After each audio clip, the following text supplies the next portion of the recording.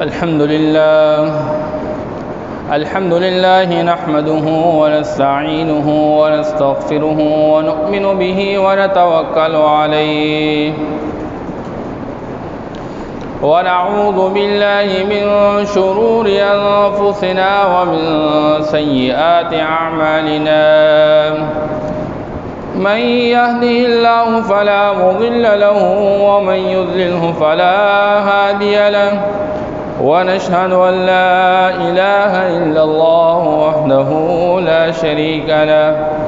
ونشهد أن سيدنا وسندنا وحبيبنا ومولانا محمدا عبده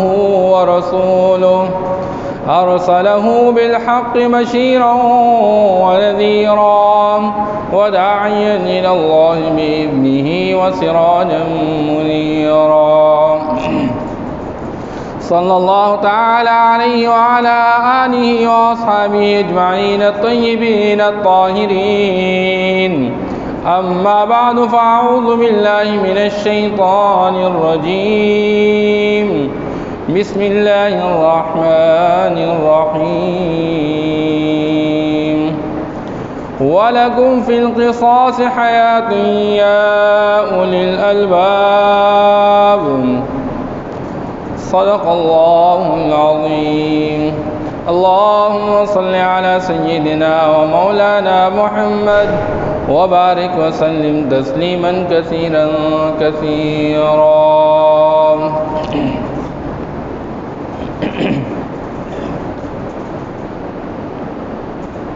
چونکہ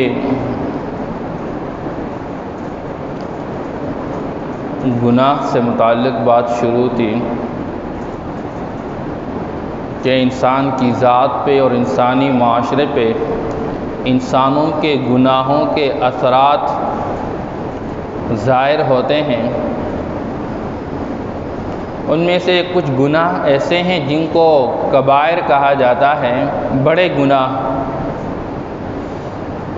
آپ صلی اللہ تعالی علیہ وسلم نے حدیث پاک کے اندر بیان فرمایا کہ الکبائر الاشراک باللہ، کبیرہ گناہوں میں سے ایک گناہ ہے اللہ کے ساتھ اللہ کے غیر کو اس کی عبادت میں شریک ٹھہرانا. وعقوق الوالدین، اور والدین کی نافرمانی کرنا. اس طرح آپ صلی اللہ تعالی علیہ وسلم نے فرمایا وقتل النفس، کسی مسلمان کا ناحق قتل کر لینا. آپ صلی اللہ تعالی علیہ وسلم نے ایک موقع پہ ان کے ساتھ ملایا والزور یا قول الزور، جھوٹ بولنا، جھوٹی گواہی دینا. ان میں سے ایک کا بیان مقصود ہے کہ معاشرے کے اندر کسی مسلمان کو ناحق قتل کر لینا. آپ صلی اللہ تعالی علیہ وسلم نے اس انسان کے خون کے حفاظت کے بارے میں بیان فرمایا جو لا الہ الا اللہ محمد رسول اللہ کا اقرار کر دیں. فرمایا جس نے اس بات کی گواہی دی اس کا خون بھی محفوظ، اس کا مال بھی محفوظ. اب اس کا خون بہانا کسی کو حق حاصل نہیں. ہاں، ایک موقع پہ عبداللہ بن مسعود رضی اللہ تعالیٰ عنہ فرماتے ہیں کہ آپ صلی اللہ تعالیٰ علیہ وسلم نے فرمایا کہ کسی مسلمان کا خون بہانا جائز نہیں ہے الا بثلاث، سوائے 3 باتوں کی وجہ سے. ایک بات یہ کہ کوئی مسلمان ہے اور وہ شادی شدہ ہے اور اس شادی کے بعد اس نے زنا کا ارتکاب کیا، لہذا اس جرم کے حوالے سے اس کے لیے شریعت کے روح سے جو سزا ہے وہ ہے رجم، سنسار کیا جائے گا. نمبر 2، شریعت نے جس بندے کے خون کو جائز سمجھا بہانا، تو ان میں سے ایک وہ بندہ ہے جو تھا تو مسلمان، لیکن مسلمان ہونے کے بعد وہ واپس اسلام سے پھرا، کفر کی طرف مرتد ہو گیا، تو جو بندہ مرتد بن جائے تو مرتد کے لیے یہی حکم ہے کہ اس کو قتل کیا جائے۔ اس لیے آپ صلی اللہ تعالی علیہ وسلم نے اس طرح کے احکام بیان کر کے بیان فرمایا۔ اور یا تیسرا سبب یہ ہے کہ کوئی بندہ کسی بندے کو ناحق قتل کر لے تو ناحق قتل کرنے کی وجہ سے اس قاتل کو قصاصاً قتل کیا جائے گا۔ شریعت نے قصاص کا حکم دیا ہے، کوئی مسلمان کسی دوسرے مسلمان کو ناحق قتل کر لے تو قصاص کا حکم ہے، اور قصاص کے حکم کے حوالے سے اللہ قرآن پاک میں بیان فرماتے ہیں وَلَكُمْ فِي الْقِصَاصِ حَيَاةٌ يَا أُولِي الْأَلْبَابِ لَعَلَّكُمْ تَتَّقُونَ۔ قصاص کے حکم کے اندر تمہارے لیے زندگی ہے۔ آج ایک بندہ ناحق کسی کو قتل کرے گا، جب قصاصاً اس کو قتل کیا جائے گا، آگے دوسرا بندہ کسی اور کو قتل کرنے سے اپنے آپ کو باز رکھے گا۔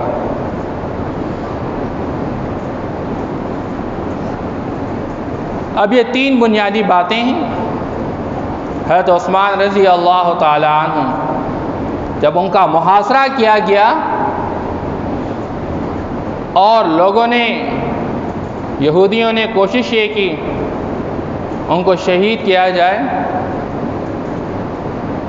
تو انہوں نے اپنے چھت کے اوپر سے باہر کے لوگوں سے بات چیت کی اور فرمایا اے لوگوں، الا تعلمون، کیا تم یہ جانتے نہیں کہ آپ صلی اللہ تعالی علیہ وسلم نے ارشاد فرمایا ہے کہ کسی مسلمان کا خون بہانا جائز نہیں ہے الا بعد، مگر یہ کہ اس نے زنن بعد احسان، شادی کے بعد کسی نے زنا کا ارتکاب کیا اس کی وجہ سے جائز ہے، او کفر بعد اسلام، یا کسی بندے نے اسلام قبول کرنے کے بعد ارتداد کا مظاہرہ کیا، مرتد بن گیا، او قتل نفس، یا کسی بندے نے ناحق کسی کو قتل کیا، اور اے لوگو تم میرے قتل کے در پہ ہو، مجھے کیوں قتل کر رہے ہو، حالانکہ ما زننت،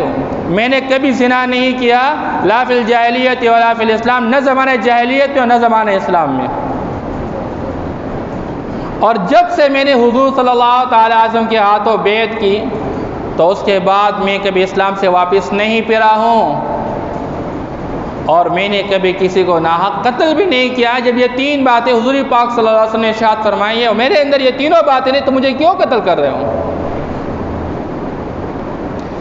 اس لیے معاشرے کے اندر جو عظیم گناہ ہیں، ان گناہوں میں سے، بڑے گناہوں میں سے ایک ہے کسی مسلمان کو ناحق قتل کر لینا۔ حدیث پاک کے اندر آتا ہے، آپ صلی اللہ علیہ وسلم نے فرمایا لَزَوَالُ الدُّنْيَا أَهْوَنُ عَلَى اللَّهِ مِنْ قَتْلِ مُؤْمِنٍ،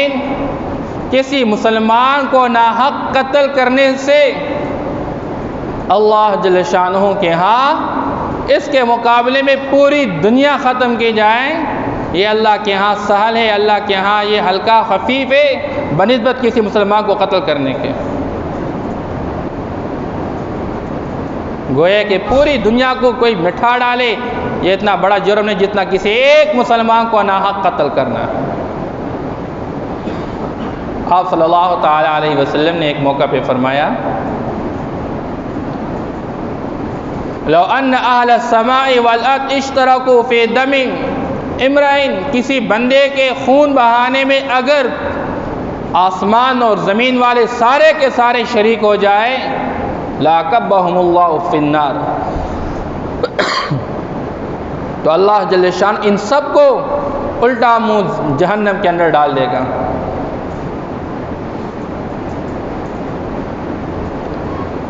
ایک موقع پہ آپ صلی اللہ تعالی وسلم نے فرمایا کل ذنب، ہر گناہ عسى اللہ ان یغفر لہ، ممکن ہے کہ اللہ پاک اس کو معاف کر لے، سوائے دو گناہ کے۔ ایک، کوئی بندہ مرا وہو یشرک باللہ، اور وہ اللہ کے ساتھ کسی غیر کو شریک ٹھہرا رہا ہے، تو شرک کی حالت میں دنیا سے رخصت ہوا، اللہ پاک اس کو معاف نہیں کرے گا۔ وَمَن يَقْتُلْ مُؤْمِنًا مُتَعَمِّدًا، جو قصداً کسی مسلمان کو ناحق طور پر قتل کرتا ہے، اللہ اس کو معاف نہیں کرے گا۔ اس لیے حضور صلی اللہ تعالی علیہ وسلم نے اس گناہ کا جو اثر حدیث پاک کے اندر بیان فرمایا ہے وہ یہ ہے، فرمایا لا یزال المؤمن مقنعا صالحا، مومن ہمیشہ کے لیے تیزی کے ساتھ بھلائی کے کاموں کی طرف آگے بڑھتا رہتا ہے، نیکی کے کام کرتا رہتا ہے، مگر جب یہ مومن کسی بندے کا ناحق خون بہا لیتا ہے تو پھر یہ تھک جاتا ہے، اللہ جل شانہ اس کو محرومی کا شکار کر لیتے ہیں،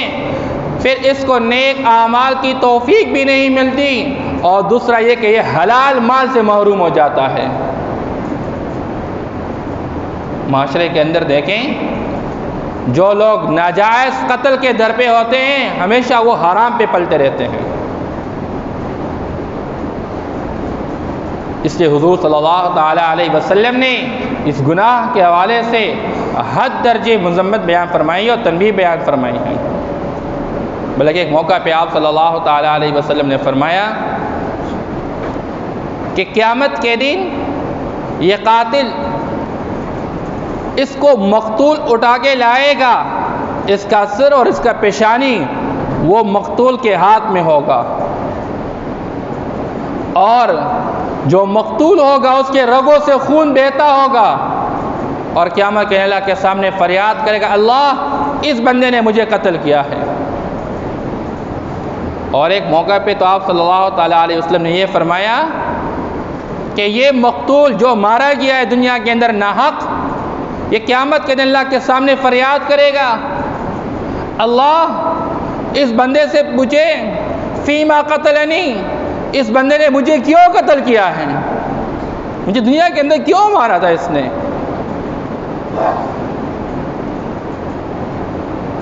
وہ بندہ کہے گا جو قاتل ہے،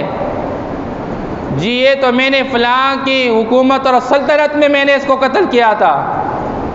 فلاں کے اشارے کی وجہ سے میں نے اس کو قتل کیا تھا۔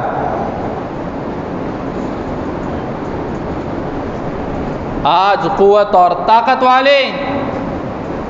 اپنے طاقت کے نشے میں ہوتے ہوئے بہت سارے ناجائز قتل عام کر لیتے ہیں، لوگوں کا خون بہا لیتے، لیکن پتہ نہیں چلتا ان کو کہ بعد میں کیا ہوگا۔ حدیث پاک کے اندر آیا، آپ صلی اللہ تعالی علیہ وسلم نے فرمایا من اعان علی قتل مسلم شطر کلمہ،